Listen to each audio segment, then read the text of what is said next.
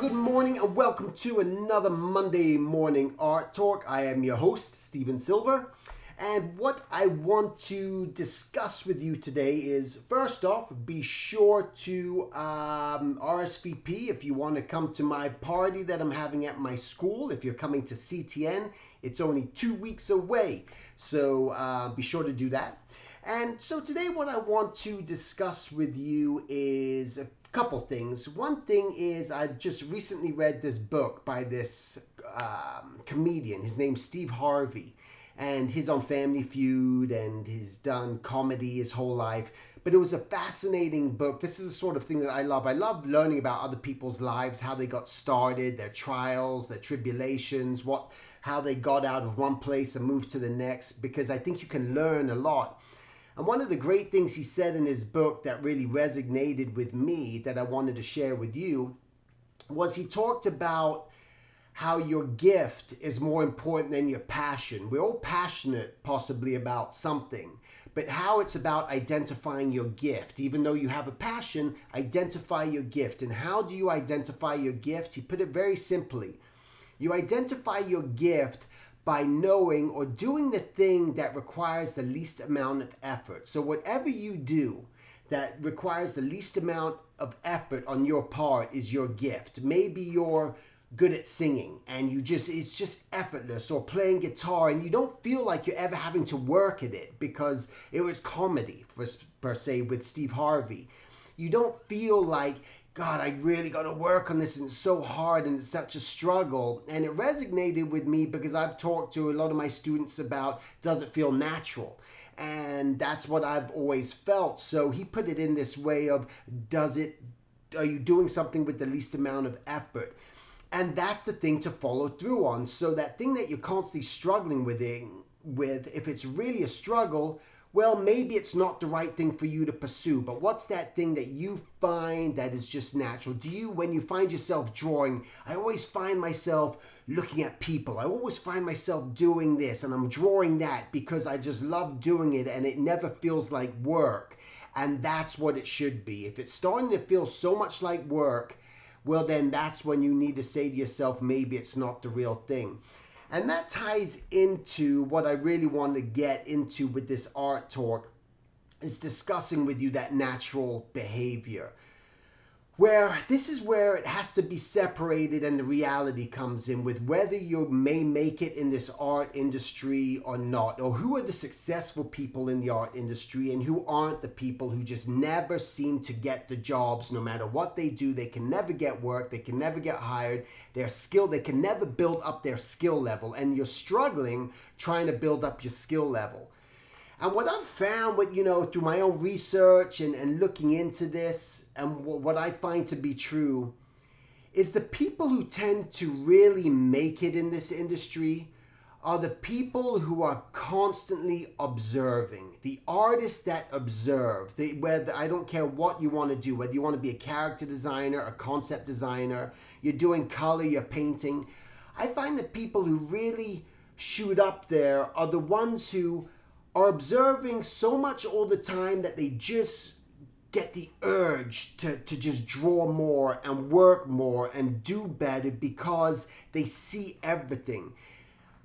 And I hate to say this because this may discourage a lot of you guys, and I don't want to discourage you guys, but I want to give that sense of reality.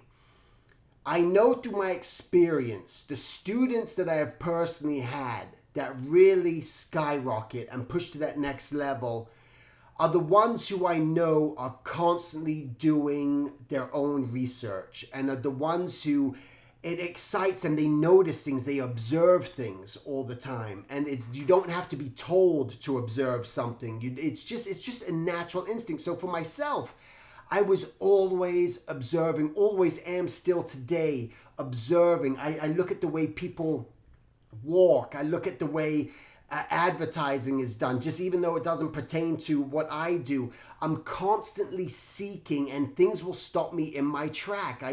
Someone may be sitting and they're sitting in a certain way, and I observe that and I pay attention to that. I was just at the airport the other day and I just walked by, there was a billboard and it was an advertisement for food or something, I don't know, but it showed a fork. and it showed a fork and a knife and a spoon, and then it showed a grape and a strawberry, and I can't and what else was there? There was like it was all just different fruits.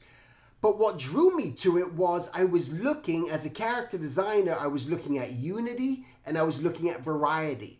And I looked at this advertisement and they had one thing which was up, one thing which was down, one thing that was up, one thing that was down, and there was a rhythm in it, in the actual advertisement. There was shape variation. So I look at that, and that's the sort of stuff I'm paying attention to. And it is my belief that the people who are just awesome and great at what they do and succeed in this business are the ones who are always, in some facet, paying attention to that, and that's why they get ahead. And you may be one of those, a professional out there right now, and you say, you know what, yeah, I always notice that. I was talking to a friend last night, over dinner, and he said he has a friend who noticed how this thing with the wheel and it turns on cars that are driving, and every time, you ever notice that? And I said, well, I don't notice it. But this guy noticed it because that's what he did. He drew cars and he drew objects and he drew things and he drew them really well, and he was amazing at what he did. So he was always paying attention to that. Maybe you're an artist who wants to do more. For instance, I met Craig Mullins, and I had a conversation with Craig Mullins, and I'm sitting there talking to Craig Mullins, and Craig Mullins is doing this. All of a sudden we're talking, and he's looking around, and he's like, God, look at the colors on that. Man, wow, I just want to paint that right now. And that's the sort of thing that I'm talking about. And I do the same when I'm looking at people. I just kind of, wow, look at that person. And even today I was at lunch and I was noticing this guy, and his belly was sticking out in a unique way. I was just like, wow. And in my mind, I was drawing it. And that's what it takes. And so that's what I want to say to you is, like, do you have that within yourself? And if you're not doing that, and if all you're strictly trying to do and learn is technique, it's not going to happen. You can't just strictly learn technique. And that's why you may be watching all the stuff that you see through YouTube for free and all these other things, and you're just trying to get these techniques and get that, well, if I learn that brush color, and if I get that, buy that brush for my Photoshop, that's going to make me better. But the problem is that you're not truly observing and seeing these things, and it's about seeing. You gotta see these things. It's so much observation, and I would say that observation is the key factor to all of this. And if you don't have that within you internally, this may be your shortcoming. So maybe you say, well, I've learned the techniques and I know there's something missing in my art. Well, what you need to do right now for yourself to start making yourself better, you got to start to learn to see. You got to start to learn to observe, and that's what you have to do. It's all about those things. And if you're not doing that, well, then it's going to be a really hard journey for you, and that's why things may not be coming as fast as you want. And like the famous artist course, which was put together by Norman Rockwell and Robert Fawcett and Albert Dorn and all these great illustrators, their whole theme of the famous artist course, which was a correspondence school done through the 60s through mail, their motto was see, observe, and remember. And those were the three factors that they followed through in everything they do. So that should be your goal. So I'm going to leave you with that.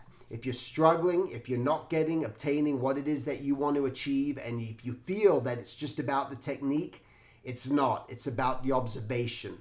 So see, observe, and remember. Add that to your repertoire of trying to improve your skills and get better, and see where it can take you.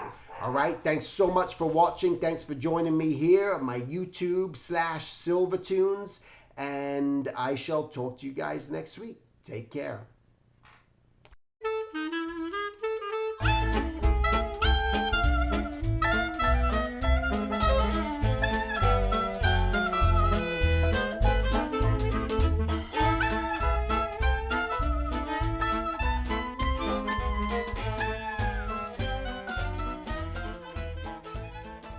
Understand what is happening all underneath here.